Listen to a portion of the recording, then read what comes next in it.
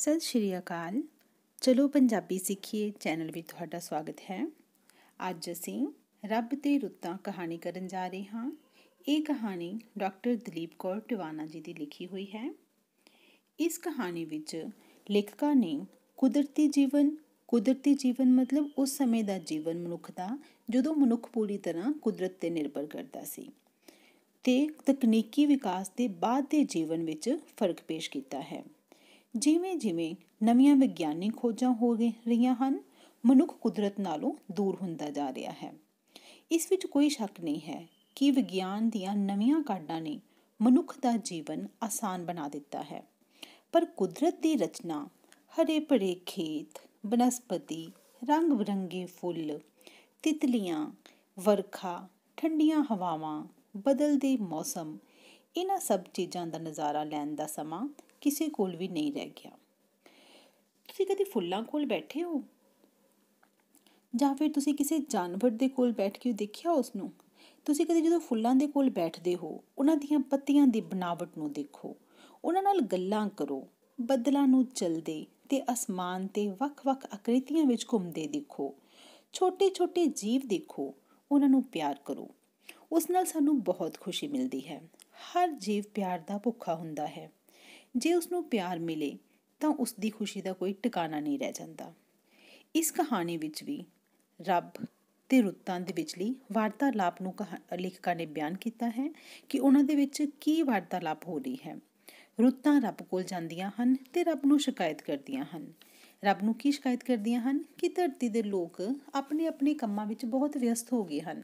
ਕਿਸੇ ਕੋਲ ਸਾਨੂੰ ਮਤਲਬ ਸਾਡਾ ਨਜ਼ਾਰਾ ਲੈਣ ਦਾ, ਜਾਂ ਸਾਨੂੰ ਮਾਣਨ ਦਾ, ਜਾਂ ਸਾਡੇ ਵੱਖ-ਵੱਖ ਰੂਪ ਨੂੰ ਸਵੀਕਾਰ ਕਰਨ ਦਾ, ਉਸਨੂੰ ਦੇਖਣ ਦਾ ਸਮਾਂ ਹੀ ਨਹੀਂ ਰਹਿ ਗਿਆ ਹੈ। ਅਸੀਂ ਕਹਾਣੀ ਸ਼ੁਰੂ ਕਰਦੇ ਹਾਂ। ਕਹਾਣੀ ਦੇ ਵਿੱਚ ਸ਼ੁਰੂ ਹੁੰਦੀ ਹੈ ਕਹਾਣੀ ਬਹੁਤ ਪੁਰਾਣੇ ਸਮਿਆਂ ਦੀ ਗੱਲ ਹੈ। ਰੱਬ ਉੱਤੇ ਸਵਰਗ ਵਿੱਚ ਰਹਿੰਦਾ ਸੀ। ਹੇਠਾਂ ਸਭ ਧੰਦੂਕਾਰ ਸੀ। ਧੰਦੂਕਾਰ ਦਾ ਅਰਥ ਹੁੰਦਾ ਹੈ ਹਨੇਰਾ। ਰੱਬ ਕਿੱਥੇ ਰਹਿੰਦਾ ਸੀ? ਸਵਰਗ ਵਿੱਚ। ਸ੍ਰਿਸ਼ਟੀ ਦੀ ਸਿਰਜਣਾ ਦਾ ਵਿਚਾਰ ਰੱਬ ਦੇ ਜ਼ਿਹਨ ਵਿੱਚ ਖੋਰੂ ਪਾ ਰਿਹਾ ਸੀ। ਖੋਰੂ ਪਾਣਾ ਮਤਲਬ ਰੌਲਾ ਪਾਣਾ, ਘੁੰਮ ਰਿਹਾ ਸੀ ਜ਼ਿਹਨ ਵਿੱਚ, ਉਸਦੇ ਅੰਦਰ ਹੀ ਘੁੰਮ ਰਿਹਾ ਸੀ। ਆਪਣੇ ਚਿੱਤ ਵਿੱਚ ਹੋ ਰਹੀ ਭੰਨ ਘੜ ਵੱਲ ਇਕਾਗਰ ਹੋਇਆ ਉਹ ਇੱਕ ਨਦੀ ਦੇ ਕੰਢੇ ਫਿਰ ਰਿਹਾ ਸੀ। ਕਹਾਣੀ ਵਿੱਚ ਲੇਖਕਾਂ ਨੇ ਕਿਹਦੇ ਬਾਰੇ ਗੱਲ ਕੀਤੀ ਹੈ? ਰੱਬ ਬਾਰੇ, ਕਿ ਰੱਬ ਸ੍ਰਿਸ਼ਟੀ ਦੀ ਸਿਰਜਣਾ ਦੇ ਬਾਰੇ ਸੋਚ ਰਿਹਾ ਸੀ। ਉਹਦੇ ਜ਼ਿਹਨ ਵਿੱਚ, ਉਹਦੇ ਦਿਮਾਗ ਵਿੱਚ ਉਸਦੇ ਪ੍ਰਤੀ ਵਿਚਾਰ ਚੱਲ ਰਹੇ ਸਨ। ਭੰਨ ਘੜ ਹੋਣਾ ਮਤਲਬ ਕੁਝ ਵਿਚਾਰ ਬਣ ਰਹੇ ਸਨ, ਫਿਰ ਉਹਨਾਂ ਨੂੰ ਚੇਂਜ ਹੋ ਰਿਹਾ ਸੀ ਉਹਦੇ ਵਿੱਚ, ਠੀਕ ਹੈ। ਤੇ ਰੱਬ ਇੱਕ ਨਦੀ ਦੇ ਕੰਢੇ ਤੇ ਫਿਰ ਰਿਹਾ ਸੀ। ਨਦੀ ਭਰ ਜੋਬਨ ਵਿੱਚ ਵਹਿ ਰਹੀ ਸੀ। ਭਰ ਜੋਬਨ ਵਿੱਚ ਕਿ ਨਦੀ ਵਿੱਚ ਕਾਫੀ ਜ਼ਿਆਦਾ ਪਾਣੀ ਸੀ। ਜ਼ਰੂਰ ਪਹਾੜਾਂ ਵਿੱਚ ਮੀਂਹ ਪਿਆ ਹੋਣਾ ਏ।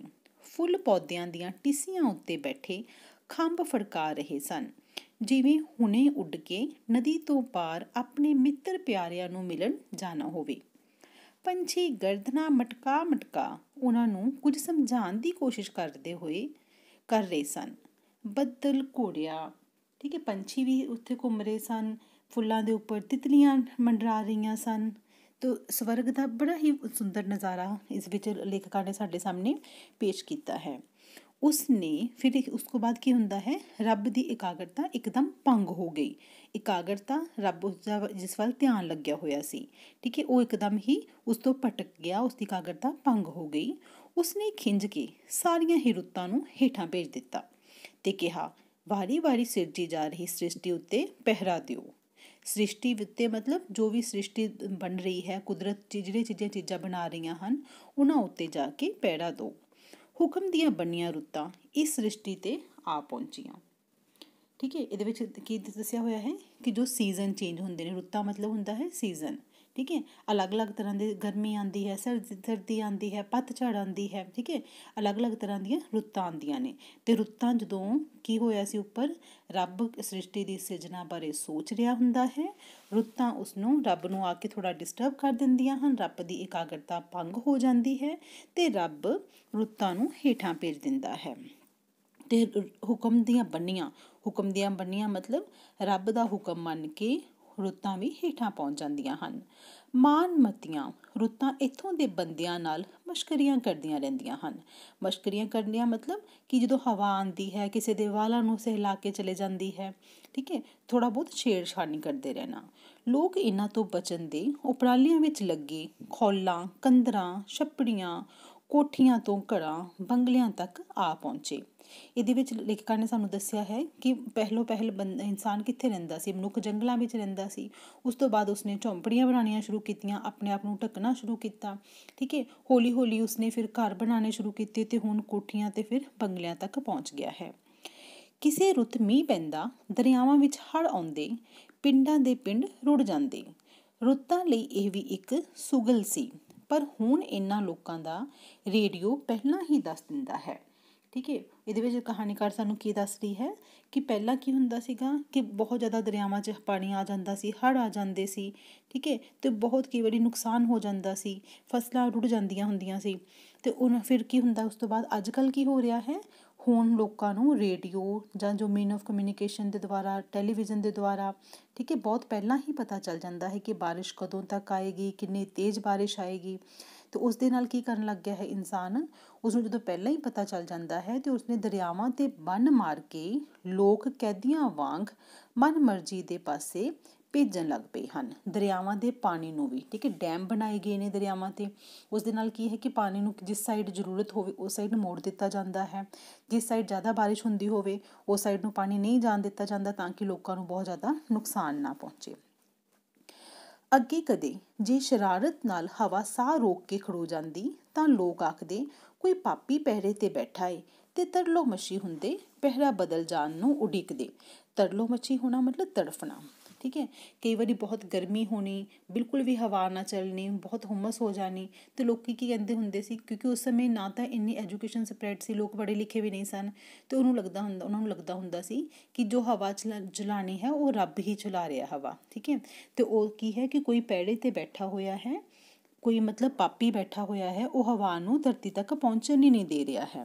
ਫਿਰ ਉਹ ਵੇਟ ਕਰਦੇ ਰਹਿੰਦੇ ਕਿ ਕਦੋਂ ਉਹਦੀ ਡਿਊਟੀ ਖਤਮ ਹੋਏਗੀ, ਹੋਰ ਕੋਈ ਪਹਿਰੇਦਾਰ ਆਏਗਾ ਅਤੇ ਉਹ ਹਵਾ ਨੂੰ ਧਰਤੀ 'ਤੇ ਭੇਜੇਗਾ। ਪਰ ਹੁਣ ਕੀ ਹੋ ਗਿਆ ਹੈ? ਹੁਣ ਬਿਜਲੀ ਦੇ ਪੱਖੇ ਹਵਾ ਨੂੰ ਬਿਨਾਂ ਪੁੱਛਿਆਂ ਹੀ ਵਗਦੇ ਰਹਿੰਦੇ ਹਨ। ਉਸ ਤੋਂ ਬਾਅਦ ਕੀ ਹੋਇਆ? ਇਲੈਕਟ੍ਰੀਸਿਟੀ ਆ ਗਈ, ਠੀਕ ਹੈ। ਅਤੇ ਬਿਜਲੀ ਦੇ ਨਾਲ ਹੁਣ ਕੀ ਹੈ? ਪੱਖੇ ਚੱਲਦੇ ਨੇ, ਜੋ ਮਤਲਬ ਅਸੀਂ ਸਵਿਚ ਔਨ ਕਰਦੇ ਹਾਂ, ਪੱਖੇ ਚੱਲਣਾ ਸ਼ੁਰੂ ਹੋ ਜਾਂਦੇ ਨੇ, ਠੀਕ ਹੈ। ਮਤਲਬ ਹਵਾ, ਬਿਜਲੀ ਜਾਂ ਕਹਿ ਲਓ ਜਾਂ ਪੱਖੇ, ਜਾਂ ਸਾਡੇ ਕੋਲ ਹੁਣ AC ਹਨ, ਕੂਲਰ ਹਨ, ਅਸੀਂ ਕਿਸੇ ਵੀ ਮੌਸਮ ਨੂੰ ਤਬਦੀਲ ਕਰ ਸਕਦੇ ਹਾਂ। ਜਦੋਂ ਸਾਨੂੰ ਬਹੁਤ ਗਰਮੀ ਲੱਗਦੀ ਹੈ ਅਸੀਂ AC ਚਲਾ ਕੇ ਇੱਕ ਸਰਦੀਆਂ ਵਰਗਾ ਅਹਿਸਾਸ, ਇੱਕ ਠੰਡੇ ਮੌਸਮ ਦਾ ਅਹਿਸਾਸ ਲੈ ਸਕਦੇ ਹਾਂ, ਆਨੰਦ ਮਾਣ ਸਕਦੇ ਹਾਂ, ਠੀਕ ਹੈ। ਅਤੇ ਜਦੋਂ ਕਿ ਬਹੁਤ ਪਹਿਲਾਂ ਇਸ ਤਰ੍ਹਾਂ ਨਹੀਂ ਹੁੰਦਾ ਸੀ, ਲੋਕਾਂ ਨੂੰ ਰੁੱਤਾਂ ਦੇ ਬਦਲਣ ਦਾ ਹੀ ਇੰਤਜ਼ਾਰ ਕਰਨਾ ਪੈਂਦਾ ਹੁੰਦਾ ਸੀ। ਅੱਗੇ ਕਦੇ ਮੀਂਹ ਨਾ ਪੈਂਦਾ ਤਾਂ ਬਨਸਪਤੀ ਸੁੱਕ ਜਾਂਦੀ ਸੀ। ਜਦੋਂ ਬਾਰਿਸ਼ ਨਹੀਂ ਹੁੰਦੀ ਸੀ ਪਹਿਲਾਂ ਤਾਂ ਉਸਦੇ ਨਾਲ ਕੀ ਹੋ ਜਾਂਦਾ ਸੀ? ਬਨਸਪਤੀ ਸੁੱਕ ਜਾਂਦੀ ਸੀ, ਸੋਕਾ ਪੈ ਜਾਂਦਾ ਸੀ, ਡਰੌਟ, ਠੀਕ ਹੈ। ਫਿਰ ਲੋਕ ਯੱਗ ਕਰਦੇ, ਹਵਨ ਕਰਦੇ, ਕਿੱਥੇ ਕਿਹੜਾ ਵਿਘਨ ਹੋ ਗਿਆ ਚਿਤਾਰਦੇ। ਪਰ ਹੁਣ ਲੋਕਾਂ ਨੇ ਟਿਊਬਵੈੱਲ ਲਾ ਲਏ ਸਨ, ਉਹ ਮੀਂਹ ਦੀ ਪਰਵਾਹ ਵੀ ਨਹੀਂ ਕਰਦੇ ਸਨ। ਖੇਤੀ ਪਹਿਲੇ ਪੂਰੀ ਤਰ੍ਹਾਂ ਨਾਲ ਹੀ ਬਾਰਿਸ਼ 'ਤੇ ਡਿਪੈਂਡ ਹੁੰਦੀ ਸੀ, ਠੀਕ ਹੈ। ਬਾਰਿਸ਼ ਹੋਣੀ ਆ, ਫਿਰ ਖੇਤਾਂ ਵਿੱਚ ਲੋਕ ਤਦ ਹੀ ਫਸਲਾਂ ਉਗਾਉਂਦੇ ਸਨ। ਜਦੋਂ ਕਿਤੇ ਬਾਰਿਸ਼ਾਂ ਘੱਟ ਹੁੰਦੀਆਂ ਸਨ ਅਤੇ ਖੇਤਾਂ ਵਿੱਚ ਸੋਕਾ ਪੈ ਜਾਂਦਾ ਸੀ, ਫਸਲਾਂ ਵੀ ਨਹੀਂ ਉਗ ਪਾਉਂਦੀਆਂ ਸੀ। ਉਸ ਦੇ ਨਾਲ ਕਈ ਵਾਰ ਅਸੀਂ ਇਤਿਹਾਸ ਵਿੱਚ ਪੜ੍ਹਦੇ ਹਾਂ ਕਿ ਬਹੁਤ ਵਾਰ ਕਾਲ ਪੈ ਜਾਂਦਾ ਸੀ, ਕੋਈ ਵੀ ਫਸਲ ਨਾ ਹੁੰਦੀ, ਲੋਕਾਂ ਕੋਲ ਅਨਾਜ ਦੀ ਕਮੀ ਆ ਜਾਂਦੀ ਅਤੇ ਲੋਕ ਭੁੱਖ ਨਾਲ ਵੀ ਬਹੁਤ ਜ਼ਿਆਦਾ ਲੋਕ ਮਰ ਜਾਂਦੇ ਸਨ। ਅਤੇ ਹੁਣ ਕੀ ਹੋ ਗਿਆ ਹੈ? ਹੁਣ ਇਹਨਾਂ ਚੀਜ਼ਾਂ ਤੋਂ ਬਹੁਤ ਬੜੇ ਸਾਇੰਸ ਨੇ ਇੰਨੀ ਜ਼ਿਆਦਾ ਤਰੱਕੀ ਕਰ ਲਈ ਹੈ ਕਿ ਹੁਣ ਧਰਤੀ ਦੇ ਹੇਠਾਂ ਤੋਂ ਅਸੀਂ ਟਿਊਬਵੈੱਲ ਦੇ ਜ਼ਰੀਏ ਪਾਣੀ ਲੈ ਸਕਦੇ ਹਾਂ। ਅਗਰ ਬਾਰਿਸ਼ਾਂ ਘੱਟ ਹੁੰਦੀਆਂ ਹਨ ਤਾਂ ਵੀ ਅਸੀਂ ਆਪਣੇ ਖੇਤਾਂ ਵਿੱਚ ਆਸਾਨੀ ਨਾਲ ਸਿੰਚਾਈ ਕਰਦੇ ਹਾਂ। ਅਤੇ ਪਹਿਲੇ ਲੋਕ ਵਹਿਮ ਕਰਦੇ ਸੀ, ਉਹਨਾਂ ਨੂੰ ਲੱਗਦਾ ਸੀ ਕਿ ਬਾਰਿਸ਼ ਨਹੀਂ ਹੋ ਰਹੀ ਅਤੇ ਉਹ ਕੋਈ ਯੱਗ, ਹਵਨ ਵਗੈਰਾ ਕਰਨਾ ਸ਼ੁਰੂ ਕਰ ਦਿੰਦੇ ਹੁੰਦੇ ਸੀ, ਠੀਕ ਹੈ। ਇਸੇ ਤਰ੍ਹਾਂ ਹੀ ਬੱਚੇ ਵੀ ਜੋ ਨੇ ਪਹਿਲੇ ਬਾਹਰ ਖੇਡਦੇ ਸੀ, ਹੁਣ ਕਿਆ ਹੈ, ਉਹ ਖੁੱਲ੍ਹੀ ਹਵਾ ਦਾ ਆਨੰਦ ਮਾਣਦੇ ਸੀ। ਉਹਨਾਂ ਨੂੰ ਪਤਾ ਹੁੰਦਾ ਸੀ ਕਿ ਕਿਹੜਾ ਮੌਸਮ ਚੱਲ ਰਿਹਾ ਹੈ, ਗਰਮੀ, ਸਰਦੀ, ਕਿਸ ਸੀਜ਼ਨ ਦੇ ਕਿਹੜੇ ਫੁੱਲ ਆ ਰਹੇ ਨੇ, ਕਿਹੜੇ ਪੌਦੇ ਉੱਗ ਰਹੇ ਨੇ। ਅਤੇ ਹੁਣ ਕੀ ਹੁੰਦਾ ਹੈ? ਹੁਣ ਅੱਜ ਕੱਲ੍ਹ ਬੱਚੇ ਵੀ ਆਪਣੇ ਘਰਾਂ ਦੇ ਅੰਦਰ ਬੈਠ ਕੇ ਕੰਪਿਊਟਰ, ਲੈਪਟਾਪ, ਠੀਕ ਹੈ, TV 'ਤੇ ਹੀ ਗੇਮਾਂ ਖੇਡਦੇ ਰਹਿੰਦੇ ਹਨ। ਇਸ ਦੇ ਨਾਲ ਕੀ ਹੋ ਜਾਂਦਾ ਹੈ? ਜਦੋਂ ਰੁੱਤਾਂ ਨੂੰ ਲੱਗਦਾ ਹੈ ਕਿ ਉਹਨਾਂ ਨੂੰ ਤਾਂ ਕੋਈ ਇੰਜੋਏ ਹੀ ਨਹੀਂ ਕਰ ਰਿਹਾ, ਉਹਨਾਂ ਦਾ ਤਾਂ ਕੋਈ ਮਤਲਬ ਮਾਣ ਨਹੀਂ ਰਿਹਾ ਕਿ ਰੁੱਤਾਂ ਆ ਰਹੀਆਂ ਨੇ, ਜਾ ਰਹੀਆਂ ਨੇ, ਬਦਲਦੀਆਂ ਜਾ ਰਹੀਆਂ, ਸਰਦੀ ਆ ਰਹੀ ਹੈ, ਗਰਮੀ ਆ ਰਹੀ ਹੈ, ਪੱਤਝੜ ਆ ਰਹੀ ਹੈ, ਠੀਕ ਹੈ। ਫਿਰ ਉਹ ਉਦਾਸ ਹੋ ਜਾਂਦੀਆਂ ਨੇ ਕਿ ਸਾਡੇ ਵੱਲ ਤਾਂ ਕਿਸੇ ਦਾ ਧਿਆਨ ਹੀ ਨਹੀਂ ਰਿਹਾ। ਉਹ ਫਿਰ ਕੀ ਉਹ ਰਲ ਕੇ ਰੱਬ ਕੋਲ ਗਈਆਂ। ਰੱਬ ਕੋਲ ਪਹੁੰਚ ਜਾਂਦੀਆਂ ਨੇ ਉੱਪਰ ਰੱਬ ਸਵਰਗ ਦੇ ਵਿੱਚ। ਫਿਰ ਰਾਮ ਜੀ, ਧਰਤੀ ਉੱਤੇ ਸਾਡੀ ਕੋਈ ਲੋੜ ਨਹੀਂ, ਸਾਨੂੰ ਪਰਤ ਆਉਣ ਦੀ ਆਗਿਆ ਦਿਓ। ਉਹ ਜਾ ਕੇ ਰੱਬ ਨੂੰ ਕਹਿੰਦੀਆਂ ਨੇ। ਇਹ ਕਿਵੇਂ ਹੋ ਸਕਦਾ ਹੈ? ਰੱਬ ਨੇ ਹੈਰਾਨ ਹੋ ਕੇ ਪੁੱਛਿਆ। ਆਪ ਚੱਲ ਕੇ ਵੇਖ ਲਓ ਬੇਸ਼ੱਕ। ਰੁੱਤਾਂ ਨੇ ਅਰਜ਼ ਗੁਜ਼ਾਰੀ ਮਤਲਬ ਬੇਨਤੀ ਕੀਤੀ। ਰੱਬ ਇੱਕ ਨਿੱਕੀ ਜਿਹੀ ਚਿੜੀ ਬਣ ਕੇ ਧਰਤੀ ਉੱਤੇ ਰੁੱਤਾਂ ਦੀ ਸ਼ਿਕਾਇਤ ਬਾਰੇ ਜਾਂਚ ਪੜਤਾਲ ਕਰਨ ਆ ਗਿਆ। ਵੇਲਾ ਆਥਣ ਦਾ ਸੀ। ਆਥਣ ਮਤਲਬ ਸ਼ਾਮ ਦਾ ਸੀ। ਰੁੱਤ ਬਹਾਰ ਦੀ ਸੀ। ਅਸਮਾਨ ਉੱਤੇ ਬੱਦਲ ਘਿਰ ਆਏ। ਥੋੜ੍ਹੇ ਬੱਦਲ ਆ ਰਹੇ ਸੀ। ਬਹਾਰ ਦੀ ਮਤਲਬ ਰੁੱਤ, ਮੌਸਮ ਬੜਾ ਸੁਹਾਵਣਾ ਹੋਇਆ ਸੀ। ਮੋਰਾਂ ਨੇ ਖੰਭ ਖਿਲਾਰ ਕੇ, ਝੂਮ ਕੇ, ਨੱਚ ਕੇ ਬੱਦਲਾਂ ਨੂੰ ਧਰਤੀ ਉੱਤੇ ਉਤਰ ਆਉਣ ਲਈ ਕਿਹਾ। ਰੱਬ ਜਦੋਂ ਧਰਤੀ ਉੱਪਰ ਆਉਂਦਾ ਹੈ ਤੇ ਰੱਬ ਦੇਖ ਰਿਹਾ ਹੈ ਕਿ ਮੌਸਮ ਬੜਾ ਸੁਹਾਵਣਾ ਹੈ। ਮੋਰ ਨੱਚ ਰਹੇ ਨੇ, ਪੰਛੀ ਆਪਣੇ ਚਹਿਚਹਾ ਰਹੇ ਨੇ ਤੇ ਰੱਬ ਨੂੰ ਇੱਦਾਂ ਲੱਗ ਰਿਹਾ ਹੈ ਕਿ ਸਾਰੇ ਜੋ ਬਾਰਿਸ਼ ਨੂੰ ਕਹਿ ਰਹੇ ਹੋਣ, ਵਰਖਾ ਨੂੰ ਕਹਿ ਰਹੇ ਹੋਣ ਕਿ ਧਰਤੀ ਤੇ ਆ ਜਾ। ਜੰਗਲੀ ਫੁੱਲ ਇੱਕ ਦੂਜੇ ਵੱਲ ਸੈਨਤਾ ਕਰਕੇ ਜਿਵੇਂ ਹੱਸ ਰਹੇ ਹੋਣ। ਸੈਨਤਾ ਕਰਨਾ, ਜਦੋਂ ਹਵਾ ਚੱਲਦੀ ਹੈ ਤੇ ਫੁੱਲ ਵੀ ਕੁਝ ਨੀਚੇ ਡਿੱਗ ਰਹੇ ਹਨ, ਕੁਝ ਇੱਕ ਦੂਜੇ ਨੂੰ ਟਕਰਾ ਰਹੇ ਹਨ ਆਪਸ ਵਿੱਚ, ਠੀਕ ਹੈ। ਤੇ ਇੱਦਾਂ ਰੱਬ ਨੂੰ ਮਹਿਸੂਸ ਹੋਇਆ ਜਿਵੇਂ ਫੁੱਲ ਵੀ ਹੱਸ ਰਹੇ ਹੋਣ। ਨਿੱਕੇ ਨਿੱਕੇ ਪੰਛੀ ਫੁੱਲਾਂ ਦੇ ਪੱਤਿਆਂ ਦੇ ਪਪੀਹਿਆਂ ਦੇ ਗੀਤ ਹਵਾ ਦੀਆਂ ਕਣੀਆਂ ਨਾਲ ਬੰਨ ਆਪਣੇ ਮਿੱਤਰ ਪਿਆਰਿਆਂ ਵੱਲ ਭੇਜ ਰਹੇ ਸਨ, ਠੀਕ ਹੈ। ਰੱਬ ਕੀ ਦੇਖਦਾ ਹੈ ਕਿ ਬੜੀ ਹੀ ਧਰਤੀ ਸੁਹਾਵਣੀ ਲੱਗ ਰਹੀ ਹੈ, ਫੁੱਲ ਖਿਲੇ ਹੋਏ ਹਨ, ਠੀਕ ਹੈ, ਪੰਛੀ ਚਹਿਚਹਾ ਰਹੇ ਹਨ। ਇੱਦਾਂ ਲੱਗ ਰਿਹਾ ਹੈ ਕਿ ਜਿੱਦਾਂ ਕੁਦਰਤ ਵਿੱਚ ਹਰ ਕੋਈ ਆਪਣੇ ਜੀਵਨ ਦਾ ਆਨੰਦ ਮਾਣ ਰਿਹਾ ਹੈ। ਉਸ ਤੋਂ ਬਾਅਦ ਕੀ ਹੁੰਦਾ ਹੈ? ਰੱਬ ਕੀ ਦੇਖਦਾ ਹੈ ਕਿ ਇਹ ਧਰਤੀ ਤਾਂ ਬੜੀ ਸੋਹਣੀ ਥਾਂ ਹੈ। ਰੱਬ ਨੇ ਬਹਾਰ ਨੂੰ ਆਖਿਆ। ਇੰਨੇ ਨੂੰ ਇੱਕ ਸ਼ਹਿਰ ਆ ਗਿਆ। ਸ਼ਹਿਰ ਵਿੱਚ ਆ ਗਿਆ। ਰੱਬ ਚਲਦਾ ਸ਼ਹਿਰ ਵਿੱਚ ਪਹੁੰਚ ਜਾਂਦਾ ਹੈ। ਬੜੀ ਭੀੜ ਸੀ, ਬੜਾ ਰੌਲਾ ਸੀ। ਹਰ ਕੋਈ ਹੀ ਜਿਵੇਂ ਗੁਆਚਿਆ ਹੋਇਆ ਸੀ। ਸਾਰੇ ਲੋਕ ਹੀ ਜਿਵੇਂ ਅਸਮਾਨ ਤੋਂ ਡਿੱਗੇ ਹੋਣ। ਕਿਸੇ ਦਾ ਕੋਈ ਕੁਝ ਲੱਗਦਾ ਹੀ ਨਹੀਂ ਸੀ। ਕਿਸੇ ਦਾ ਕੋਈ ਜਾਣੂ ਨਹੀਂ ਸੀ। ਇੱਥੋਂ ਤੱਕ ਕਿ ਕਿਸੇ ਦਾ ਕੋਈ ਗਿਰਾਈ ਵੀ ਪ੍ਰਤੀਤ ਨਹੀਂ ਹੁੰਦਾ ਸੀ। ਸ਼ਹਿਰ ਵਿੱਚ ਕੀ ਹੁੰਦਾ ਹੈ? ਭੱਜ ਦੌੜ ਲੱਗੀ ਹੋਈ ਹੈ। ਲੋਕ ਆਪਣੇ ਆਪਣੇ ਕੰਮਾਂ ਨੂੰ ਆ ਜਾ ਰਹੇ ਹਨ। ਕੋਈ ਵੀ ਵਿਹਲਾ ਬੈਠ ਕੇ ਗੱਲਾਂ ਨਹੀਂ ਕਰ ਰਿਹਾ ਹੈ। ਤੇ ਰੱਬ ਨੂੰ ਇੱਦਾਂ ਮਹਿਸੂਸ ਹੋਇਆ ਕਿ ਇੱਥੇ ਸਾਰੇ ਓਪਰੇ ਹਨ, ਇੱਥੇ ਕੋਈ ਵੀ ਕਿਸੇ ਨੂੰ ਜਾਣਦਾ ਨਹੀਂ ਹੈ। ਚਿੜੀ ਬਣੇ ਹੋਏ ਰੱਬ ਨੇ ਦੇਖਿਆ, ਇਹ ਲੋਕ ਘੜੀ ਨੂੰ ਬੜੀ ਵਾਰੀ ਦੇਖਦੇ ਹਨ। ਘੜੀ ਨੂੰ ਦੇਖਣਾ, ਉਹ ਲੋਕ ਟਾਈਮ ਦੇਖ ਕੇ ਚੱਲਦੇ ਹਨ। ਕੋਈ ਆਪਣੇ ਆਫਿਸ ਜਾ ਰਿਹਾ ਹੈ, ਡਿਊਟੀਜ਼ ਜਾ ਰਹੇ ਨੇ, ਠੀਕ ਹੈ, ਤੇ ਉਹ ਲੋਕ ਟਾਈਮ ਦੇ ਪਾਬੰਦ ਹਨ ਤੇ ਉਹ ਆਪਣੇ ਧਿਆਨ ਨਾਲ ਚੱਲਦੇ ਜਾ ਰਹੇ ਹਨ ਟਾਈਮ ਦੇ ਹਿਸਾਬ ਨਾਲ। ਕਿਸ ਲਈ? ਉਸਨੇ ਬਹਾਰ ਨੂੰ ਪੁੱਛਿਆ। ਕੀ ਪੁੱਛਿਆ ਰੱਬ ਨੇ? ਕਿ ਇਹ ਲੋਕ ਘੜੀ ਨੂੰ ਕਿਉਂ ਦੇਖ ਰਹੇ ਹਨ? ਉਸ ਤੋਂ ਬਾਅਦ, ਚਿੜੀਆਂ ਲੈ ਲਓ, ਰੰਗ ਬਿਰੰਗੀਆਂ ਚਿੜੀਆਂ ਪਿੰਜਰੇ ਵਿੱਚ, ਕਿੰਨੀਆਂ ਸਾਰੀਆਂ ਚਿੜੀਆਂ ਤਾੜੀ ਨਿੱਕੇ ਨਿੱਕੇ ਪਿੰਜਰਿਆਂ ਦਾ ਥੱਬਾ ਮੋਢੇ ਸੁੱਟੀ ਇੱਕ ਭਾਈ ਹੋਕਾ ਦੇ ਰਿਹਾ ਸੀ। ਜਦੋਂ ਰੱਬ ਥੋੜ੍ਹੀ ਜਿਹੀ ਅੱਗੇ ਜਾਂਦਾ ਹੈ ਤੇ ਰੱਬ ਕੀ ਦੇਖ ਰਿਹਾ ਹੈ ਕਿ ਕੋਈ ਭਾਈ ਕੋਈ ਆਦਮੀ ਪੰਛੀ ਵੇਚ ਰਿਹਾ ਹੈ ਔਰ ਉਹ ਕੀ ਕਹਿ ਰਿਹਾ ਹੈ? ਚਿੜੀਆਂ ਲੈ ਲਓ। ਚਿੜੀ ਬਣੇ ਰੱਬ ਨੇ ਦੇਖਿਆ ਤੇ ਉਹ ਘਬਰਾ ਗਿਆ। ਉੱਥੋਂ ਛੇਤੀ ਦੇ ਕੇ ਉੱਡ ਕੇ ਉਹ ਇੱਕ ਮੰਦਿਰ ਵਿੱਚ ਜਾ ਵੜਿਆ। ਮੰਦਿਰ ਵਿੱਚ ਜਾ ਕੇ ਕੀ ਦੇਖਦਾ ਹੈ? ਤਾਜ਼ੇ ਮੋਤੀਆਂ ਦਾ ਹਾਰ, 2-2 ਆਨੇ। ਮੰਦਿਰ ਦੇ ਬਾਹਰ ਨੰਗੇ ਪੈਰੀ ਪਾਟੇ ਹੋਏ ਝੱਗੇ ਵਾਲਾ ਇੱਕ ਮੁੰਡਾ ਹਾਰ ਵੇਚ ਰਿਹਾ ਸੀ ਤੇ ਕੀ ਕਹਿ ਰਿਹਾ ਸੀ? ਤਾਜ਼ੇ ਮੋਤੀਆਂ ਦਾ ਹਾਰ, 2-2 ਆਨੇ। 2-2 ਆਨੇ ਮਤਲਬ 2 ਆਨੇ ਵਿੱਚ, 2 ਪੈਸਿਆਂ ਵਿੱਚ ਹੀ ਤੁਸੀਂ ਹਾਰ ਲੈ ਲਓ। ਲੈ ਫੜ, 1.5 ਆਨਾ ਦੇ ਹਾਰ। ਆਪਣਾ ਢਿੱਡ ਮਸਾਂ ਸੰਭਾਲੀ ਆ ਰਹੇ ਇੱਕ ਤਿਲਕਧਾਰੀ ਲਾਲੇ ਨੇ ਪੈਸੇ ਮੁੰਡੇ ਦੇ ਹੱਥ ਵਿੱਚ ਦਿੰਦਿਆਂ ਕਿਹਾ। ਉਹ 2 ਆਨੇ ਦਾ ਦੇ ਰਿਹਾ ਸੀ, ਉਸਨੇ ਕੀ ਕਿਹਾ? ਡੂਡ ਮਤਲਬ ਹੁੰਦਾ ਹੈ 1.5। ਕੀ ਕਹਿ ਰਿਹਾ ਹੈ ਕਿ ਇਹ 1.5 ਆਨਾ ਲੈ ਲਾ ਤੇ ਮੈਨੂੰ ਦੇ ਦੇ। ਔਰ ਇਹਦੇ ਵਿੱਚ ਕੀ ਦੱਸਿਆ ਹੋਇਆ ਹੈ ਲੇਖਕਾਂ ਨੇ ਕਿ ਉਹ ਜੋ ਲਾਲਾ ਆ ਰਿਹਾ ਸੀਗਾ ਉਹ ਬਹੁਤ ਅਮੀਰ ਸੀ ਔਰ ਉਹ ਆਪਣਾ ਢਿੱਡ, ਉਸਦਾ ਪੇਟ ਕਾਫੀ ਵੱਡਾ ਸੀਗਾ ਔਰ ਉਹਨੂੰ ਮਸਾਂ ਹੀ ਸੰਭਾਲਦਾ ਹੋਇਆ ਆ ਰਿਹਾ ਸੀ, ਠੀਕ ਹੈ। ਮੁੰਡਾ ਜੱਕੋ ਤੱਕੋ ਵਿੱਚ ਪੈ ਗਿਆ। ਜੱਕੋ ਤੱਕੀ ਹੋਣਾ ਮਤਲਬ ਉਹ ਸੋਚ ਵਿੱਚ ਪੈ ਗਿਆ, ਜਿਵੇਂ ਉਸਨੇ ਪਹਿਲਾਂ ਹੀ ਬੜਾ ਘੱਟ ਮੁੱਲ ਦੱਸਿਆ ਹੋਵੇ। ਓਏ ਛੱਡ ਪੜੇ, ਇਹ ਵੀ ਕਿਹੜਾ ਕੋਈ ਖਾਣ ਦੀ ਚੀਜ਼ ਹੈ? ਹੋਰ 2 ਘੰਟੇ ਨੂੰ ਇੰਨਾ ਉਹੀ ਬਏ ਹੋ ਜਾਣਾ ਏ, ਲਾਲਾ ਜੀ ਨੇ ਸਿਆਣੀ ਦਲੀਲ ਦਿੰਦਿਆਂ ਹੋਇਆ ਕਿਹਾ। ਕਿਉਂਕਿ ਲਾਲਾ ਪਹਿਲਾਂ ਹੀ ਉਹਨੂੰ ਘੱਟ ਪੈਸੇ ਦੇ ਰਿਹਾ ਹੈ। ਅਤੇ ਫਿਰ ਲਾਲੇ ਨੇ ਕੀ ਕਿਹਾ ਕਿ ਤੂੰ ਮੈਨੂੰ ਦੇ ਦੇ, ਨਹੀਂ ਤਾਂ ਇਹਨਾਂ ਨੇ ਬੇਹੇ ਹੋ ਜਾਣਾ ਹੈ। ਇਹਦੇ ਵਿੱਚ ਨਾਲ ਹੀ ਸਾਨੂੰ ਲੇਖਕ ਕੀ ਦੱਸ ਰਹੀ ਹੈ ਕਿ ਉਹ ਤਾਂ ਪਹਿਲਾਂ ਹੀ ਮਤਲਬ ਜੋ ਬੱਚਾ ਹਾਰ ਵੇਚ ਰਿਹਾ ਹੈ ਉਸਨੇ ਪਾਟੇ ਹੋਏ ਕੱਪੜੇ, ਫਟੇ ਹੋਏ ਕੱਪੜੇ ਪਾਏ ਹੋਏ ਹਨ, ਉਹਦੇ ਪੈਰਾਂ ਵਿੱਚ ਚੱਪਲ ਵੀ ਨਹੀਂ ਹੈ, ਠੀਕ ਹੈ। ਔਰ ਉਹ ਪਹਿਲੇ ਹੀ ਬਹੁਤ ਘੱਟ ਮੁੱਲ ਦੱਸ ਰਿਹਾ ਹੈ। ਤਾਂ ਇੱਕ ਬਹੁਤ ਅਮੀਰ ਆਦਮੀ ਜਿਸਨੂੰ ਕੋਈ ਇੰਨਾ ਫਰਕ ਨਹੀਂ ਪੈਣ ਲੱਗਾ ਫਿਰ ਵੀ ਉਸਦੇ ਨਾਲ ਬਾਰਗੇਨਿੰਗ ਕਰ ਰਿਹਾ ਹੈ, ਠੀਕ ਹੈ। ਉਹ ਕੀ ਕੋਸ਼ਿਸ਼ ਕੀ ਕਰ ਰਿਹਾ ਕਿ ਮੈਂ ਇਸਨੂੰ ਘੱਟ ਤੋਂ ਘੱਟ ਪੈਸੇ ਹੀ ਦੇਵਾਂ। ਉਸ ਤੋਂ ਬਾਅਦ ਕੀ ਹੁੰਦਾ ਹੈ, ਗੱਲ ਮੁੰਡੇ ਨੂੰ ਸਮਝ ਆ ਗਈ। ਉਸਨੇ ਬੇਬਸ ਜਿਹਾ ਹੋ ਕੇ 1.5 ਆਨੇ ਨੂੰ ਹੀ ਹਾਰ ਦੇ ਦਿੱਤਾ। ਮੁੰਡੇ ਨੂੰ ਵੀ ਲੱਗਾ ਕਿ ਅਗਰ ਮੈਂ ਹਾਰ ਨਹੀਂ ਵੇਚਾਂਗਾ ਤਾਂ ਥੋੜ੍ਹੀ ਦੇਰ ਤੱਕ ਜੋ ਤਾਜ਼ੇ ਫੁੱਲ ਨੇ ਉਹ ਕੁਮਲਾ ਜਾਣਗੇ। ਉਸਨੇ ਦੇ ਦਿੱਤਾ। ਲਾਲਾ ਜੀ ਮੰਦਰ ਵਿੱਚ ਆ ਪਹੁੰਚੇ। ਦੇਵੀ ਦੀ ਪੱਥਰ ਦੀ ਮੂਰਤੀ ਸਾਹਮਣੇ ਖੜੋ ਕੇ, ਅੱਖਾਂ ਮੀਚ ਕੇ, ਅੰਤਰ ਧਿਆਨ ਹੋ ਕੇ ਉਸ ਨਾਲ ਲੈਣ ਦੇਣ ਦੀ ਗੱਲ ਕੀਤੀ ਅਤੇ ਫਿਰ ਨਮਸਕਾਰ ਕਰਕੇ ਜਿਉਂਦੇ ਫੁੱਲਾਂ ਦਾ ਹਾਰ ਉਸਦੇ ਚਰਨਾਂ ਵਿੱਚ ਵਗਾਹ ਮਾਰਿਆ। ਬਾਬਾ ਨੇ ਲਾਲੇ ਨੇ ਕੀ ਕੀਤਾ, ਜਦੋਂ ਅੰਦਰ ਜਾਂਦਾ ਹੈ ਲਾਲਾ, ਆਪਣੇ ਹੱਥਾਂ ਵਿੱਚ ਉਸਨੇ ਹਾਰ ਫੜਿਆ ਹੋਇਆ ਹੈ, ਅੱਖਾਂ ਮੀਚ ਕੇ ਅਤੇ ਲੈਣ ਦੇਣ ਦੀ ਗੱਲ ਕੀਤੀ। ਦੇਖੋ ਇਸ ਵਿੱਚ ਲੇਖਕਾਂ ਨੇ ਸਾਨੂੰ ਕੀ ਦੱਸਿਆ, ਲੈਣ ਦੇਣ ਦੀ ਗੱਲ, ਕਿਉਂਕਿ ਜਦੋਂ ਵੀ ਕੋਈ ਵੀ ਮੰਦਰ, ਗੁਰਦੁਆਰੇ, ਮਸਜਿਦ ਕਿਤੇ ਵੀ ਜਾਂਦਾ ਹੈ ਅਤੇ ਅਸੀਂ ਅਕਸਰ ਪਰਮਾਤਮਾ ਕੋਲੋਂ ਮੰਗਣ ਹੀ ਜਾਂਦੇ ਹਾਂ, ਠੀਕ ਹੈ। ਅਤੇ ਲਾਲਾ ਵੀ ਕੁਛ ਮੰਗ ਰਿਹਾ ਹੈ ਪਰਮਾਤਮਾ ਕੋਲ, ਲੈਣ ਦੇਣ ਦੀ ਗੱਲ ਕਰ ਰਿਹਾ ਹੈ। ਅਤੇ ਸਾਨੂੰ ਕੋਸ਼ਿਸ਼ ਕੀ ਕਰਨੀ ਚਾਹੀਦੀ ਹੈ ਕਿ ਅਸੀਂ ਪਰਮਾਤਮਾ ਦਾ ਧੰਨਵਾਦ ਵੀ ਕਰਨ ਜਾਈਏ ਕਿ ਜੋ ਵੀ ਸਾਡੇ ਕੋਲ ਹੈ ਉਹ ਉਸਨੇ ਸਾਨੂੰ ਦਿੱਤਾ ਹੈ, ਅਸੀਂ ਉਸਦਾ ਸ਼ੁਕਰਗੁਜ਼ਾਰ ਕਰੀਏ। ਫਿਰ ਉਸ ਤੋਂ ਬਾਅਦ ਕੀ ਹੁੰਦਾ ਹੈ, ਉਸ ਤੋਂ ਬਾਅਦ ਲਾਲੇ ਨੇ ਮੂਰਤੀ ਦੇ ਚਰਨਾਂ ਵਿੱਚ ਹਾਰ ਚੜਾ ਦਿੱਤਾ। ਰੱਬ ਮੰਦਰ ਵਿੱਚੋਂ ਬਾਹਰ ਆ ਗਿਆ। ਇਹ ਸਭ ਦੇਖਿਆ ਰੱਬ ਨੇ। ਫਿਰ ਰੱਬ ਮੰਦਰ 'ਚੋਂ ਬਾਹਰ ਆ ਜਾਂਦਾ ਹੈ। ਇੱਕ ਔਰਤ ਆਪਣੇ ਵਾਲਾਂ ਵਿੱਚ ਬਹੁਤ ਸੋਹਣਾ ਫੁੱਲ ਲਾਈ ਜਾ ਰਹੀ ਸੀ। ਉਹ ਔਰਤ ਆਪ ਵੀ ਬੜੀ ਸੋਹਣੀ ਸੀ। ਰੱਬ ਦੀਆਂ ਅੱਖਾਂ ਵਿੱਚ ਚਮਕ ਆ ਗਈ। ਸਿਰ ਢੱਕ ਲੈ ਸਹੁੰ, ਜ਼ਮਾਨਾ ਮਾੜਾ ਏ।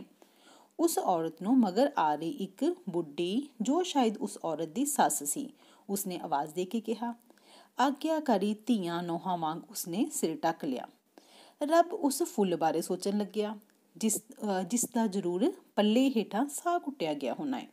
ਪਹਿਲੇ ਰੱਬ ਨੇ ਕੀ ਦੇਖਿਆ ਸੀ ਕਿ ਔਰਤ ਨੇ ਵਾਲਾਂ ਵਿੱਚ ਫੁੱਲ ਲਗਾਇਆ ਹੋਇਆ ਸੀ। ਰੱਬ ਨੂੰ ਬੜੀ ਖੁਸ਼ੀ ਹੋਈ ਕਿ ਦੇਖੋ ਔਰਤ ਨੂੰ ਫੁੱਲਾਂ ਦੇ ਨਾਲ ਪਿਆਰ ਹੈ, ਕੁਦਰਤ ਦੇ ਨਾਲ ਪਿਆਰ ਹੈ, ਠੀਕ ਹੈ। ਫਿਰ ਉਸਦੀ ਸੱਸ ਨੇ ਉਸਨੂੰ ਕੀ ਕਿਹਾ ਕਿ ਆਪਣਾ ਸਿਰ ਢੱਕ ਲੈ। ਔਰਤ ਨੇ ਸਿਰ ਢੱਕ ਲਿਆ। ਫਿਰ ਰੱਬ ਸੋਚ ਰਿਹਾ ਹੈ ਕਿ ਉਹ ਜੋ ਵਿਚਾਰਾ ਫੁੱਲ ਹੈ ਉਹਦਾ ਕੀ ਕਸੂਰ ਹੈ, ਉਹਦਾ ਤੇ ਦੁਪੱਟੇ ਦੇ ਨਾਲ ਸਾਹ ਹੀ ਕੁੱਟ ਜਾਏਗਾ, ਕਿਉਂਕਿ ਫੁੱਲ ਬਹੁਤ ਨਾਜ਼ੁਕ ਹੁੰਦੇ ਆ ਨਾ, ਤੇ ਫੁੱਲ ਦੁਪੱਟੇ ਦੇ ਭਾਰ ਨਾਲ ਵੀ ਕੁਮਲਾ ਜਾਏਗਾ, ਮੁਰਝਾ ਜਾਏਗਾ। ਰੱਬ ਉਸ ਫੁੱਲ ਬਾਰੇ ਸੋਚਣ ਲੱਗਿਆ। ਇੰਨੇ ਨੂੰ ਕਣੀਆਂ ਉੱਤਰ ਆਈਆਂ। ਕਣੀਆਂ ਉਤਰਨਾ ਮਤਲਬ ਥੋੜ੍ਹੀ ਥੋੜ੍ਹੀ ਬਾਰਿਸ਼ ਹੋ ਜਾਣਾ। ਆਵਾਜਾਈ ਹੋਰ ਵੀ ਤੇਜ਼ ਹੋ ਗਈ। ਬਰਸਾਤੀਆਂ ਛੱਤਰੀਆਂ ਚਮਕਣ ਲੱਗ ਗਈਆਂ। ਜਦੋਂ ਥੋੜ੍ਹੀ ਥੋੜ੍ਹੀ ਬਾਰਿਸ਼ ਹੋਣਾ ਸ਼ੁਰੂ ਹੋ ਗਈ, ਲੋਕਾਂ ਨੇ ਸ਼ਹਿਰ ਦੇ ਵਿੱਚ ਛੱਤਰੀਆਂ ਫੜ ਲਈਆਂ ਔਰ ਬਰਸਾਤੀਆਂ ਪਹਿਨ ਲਈਆਂ ਬਾਰਿਸ਼ ਤੋਂ ਬਚਣ ਦੇ ਲਈ। ਚਿੜੀ ਬਣਿਆ ਰੱਬ ਇੱਕ ਖੰਭੇ ਉੱਤੇ ਬੈਠਣ ਹੀ ਲੱਗਿਆ ਸੀ ਕਿ ਉਸਨੂੰ ਕਰੰਟ ਦਾ ਅਜਿਹਾ ਝਟਕਾ ਲੱਗਿਆ ਕਿ 2 ਪਲ ਲਈ ਉਸਦੀ ਸੁਰਤ ਜਿਹੀ ਗੁੰਮ ਹੋ ਗਈ ਜਾਪੀ, ਠੀਕ ਹੈ। ਬਾਰਿਸ਼ ਹੋ ਰਹੀ ਸੀ, ਰੱਬ ਇੱਕ ਚਿੜੀ ਬਣਿਆ ਹੋਇਆ ਰੱਬ ਖੰਭੇ 'ਤੇ ਬੈਠਣ ਲੱਗਾ ਸੀ, ਇੱਕ ਤਾਰ 'ਤੇ ਬੈਠਣ ਲੱਗਾ ਸੀ। ਉਹਨੂੰ ਇੱਕਦਮ ਝਟਕਾ ਲੱਗਿਆ ਅਤੇ ਰੱਬ ਕਹਿੰਦਾ ਕਰੰਟ ਦਾ ਝਟਕਾ ਲੱਗਿਆ। ਰੱਬ ਫਟਾਫਟ ਜਿਵੇਂ ਉਹਦੀ ਸੂਰਤ ਗੁੰਮ ਹੋ ਜਾਂਦੀ ਹੈ, ਫਿਰ ਉਹਨੇ ਆਪਣੇ ਆਪ ਨੂੰ ਸੰਭਾਲਿਆ। ਕੱਚੀ ਜਿਹੀ ਹਾਸੀ ਹੱਸ ਕੇ ਉਹ ਇੱਕ ਘਰ ਦੀ ਛੱਤ ਉੱਤੇ ਬੈਠ ਗਿਆ।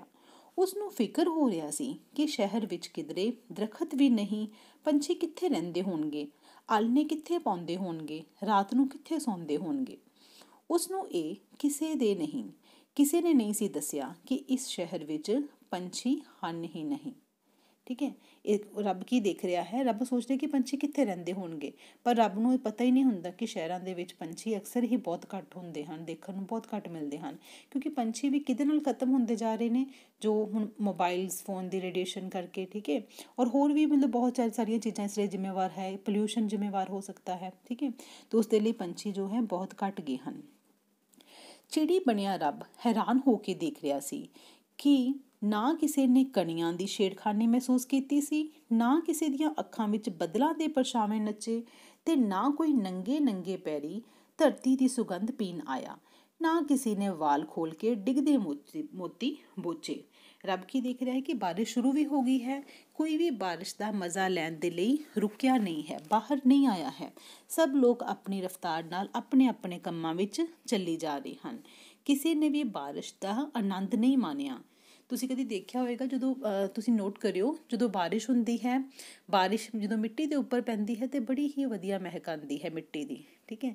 ਤਾਂ ਰੱਬ ਉਹ ਮਹਿਕ ਨੂੰ ਮਹਿਸੂਸ ਕਰ ਰਿਹਾ ਹੈ। ਪਰ ਰੱਬ ਕੀ ਦੇਖ ਰਿਹਾ ਹੈ ਕਿ ਲੋਕ ਆਪਣੇ ਕੰਮਾਂ ਵਿੱਚ ਇੰਨੇ ਵਿਅਸਤ ਹਨ ਕਿ ਕਿਸੇ ਕੋਲ ਵੀ ਸਮਾਂ ਹੀ ਨਹੀਂ ਹੈ ਕਿ ਉਹ ਇਸ ਚੀਜ਼ ਨੂੰ ਵੀ ਇੰਜੋਏ ਕਰ ਸਕਣ, ਇਸ ਦਾ ਆਨੰਦ ਲੈ ਸਕਣ। ਹੁਣ ਰੱਬ ਬਹਾਰ ਦੇ ਮੂੰਹ ਵੱਲ ਤੱਕਣੋਂ ਝਿਜਕਦਾ ਸੀ। ਫਿਰ ਰੱਬ ਨੂੰ ਕੀ ਲੱਗਿਆ ਕਿ ਬਹਾਰ ਸ਼ਾਇਦ ਸਹੀ ਕਹਿ ਰਹੀ ਹੈ। ਉਹ ਉਸ ਸ਼ਹਿਰ ਵੱਲ ਪਿੱਠ ਕਰਕੇ ਤੁਰ ਪਿਆ। ਹੁਣ ਸ਼ਹਿਰ ਪਿੱਛੇ ਰਹਿ ਗਿਆ ਸੀ। ਡਿੰਗੀ ਟੇਢੀ ਡੰਡੀ ਉੱਤੇ ਖੁੱਲ੍ਹੇ ਖੇਤਾਂ ਦੇ ਵਿਚਕਾਰ ਇੱਕ ਬੰਦਾ ਗਾਉਂਦਾ ਜਾ ਰਿਹਾ ਸੀ। ਗਾਉਂਦਾ ਹੋਇਆ ਮਤਲਬ ਗਾਣਾ ਗਾਉਂਦਾ ਹੋਇਆ ਤੁਰਿਆ ਜਾ ਰਿਹਾ ਸੀ। ਉਹ ਕੀ ਗਾ ਰਿਹਾ ਸੀਗਾ?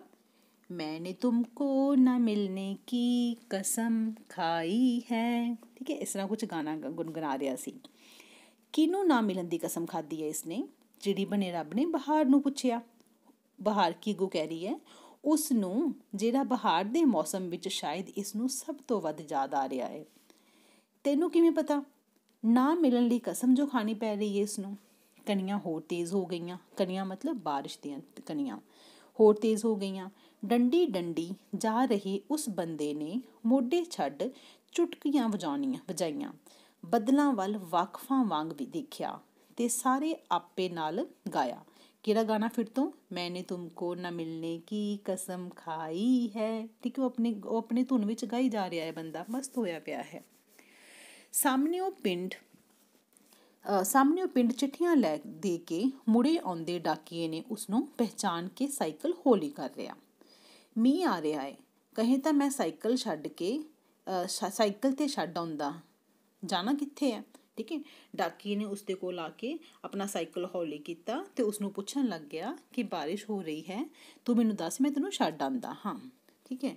ਉਸ ਤੋਂ ਬਾਅਦ ਡਾਕੀਏ ਨੇ ਆਪਣੇ ਨੱਕ ਉੱਤੇ ਐਨਕ ਠੀਕ ਕਰਦਿਆਂ ਇੱਕ ਪੈਰ ਧਰਤੀ ਉੱਤੇ ਲਾ ਕੇ ਸਾਈਕਲ ਰੋਕਦਿਆਂ ਹੋਇਆਂ ਪੁੱਛਿਆ, ਜਾਣਾ ਤਾਂ ਕਿਤੇ ਵੀ ਨਹੀਂ। ਉਸਨੇ ਆਪਣੀ ਚਾਲ ਬਿਨਾਂ ਹੌਲੀ ਕੀਤੇ ਕੋਲੋਂ ਲੰਘਦੇ ਨੇ ਕਿਹਾ। ਮੀਂਹ ਆ ਰਿਹਾ ਏ, ਕੱਪੜੇ ਭਿੱਜ ਜਾਣਗੇ।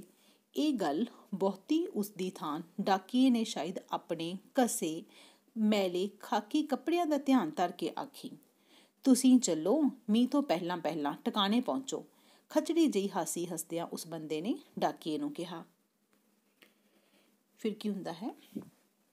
ਕਾਲੀ ਕਾਲੀ ਪੈਡਲ ਮਾਰਦਾ ਡਾਕੀਆ ਸੋਚ ਰਿਹਾ ਸੀ, ਇਸ ਵਿੱਚ ਹੱਸਣ ਵਾਲੀ ਭਲਾ ਕਿਹੜੀ ਗੱਲ ਸੀ? ਮੈਂ ਤਾਂ ਅਕਲ ਦੀ ਗੱਲ ਹੀ ਆਖੀ ਸੀ।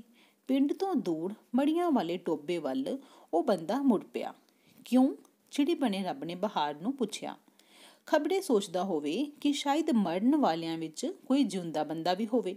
ਜਦੋਂ ਮੜੀਆਂ ਕੀ ਹੁੰਦਾ ਹੈ? ਸ਼ਮਸ਼ਾਨ ਘਾਟ, ਜਿੱਥੇ ਮੁਰਦਿਆਂ ਨੂੰ ਜਲਾਇਆ ਜਾਂਦਾ ਹੈ, ਦਫਨਾਇਆ ਜਾਂਦਾ ਹੈ, ਠੀਕ ਹੈ। ਜਦੋਂ ਉਸ ਸਾਈਡ ਨੂੰ ਚਲਾ ਗਿਆ ਤੇ ਰੱਬ ਬਹਾਰ ਨੂੰ ਪੁੱਛਦਾ ਹੈ ਕਿ ਉਸ ਸਾਈਡ ਨੂੰ ਕਿਉਂ ਜਾ ਰਿਹਾ ਹੈ, ਤੇ ਰੱਬ ਨੇ, ਬਹਾਰ ਕੀ ਕਹਿੰਦੀ ਹੈ?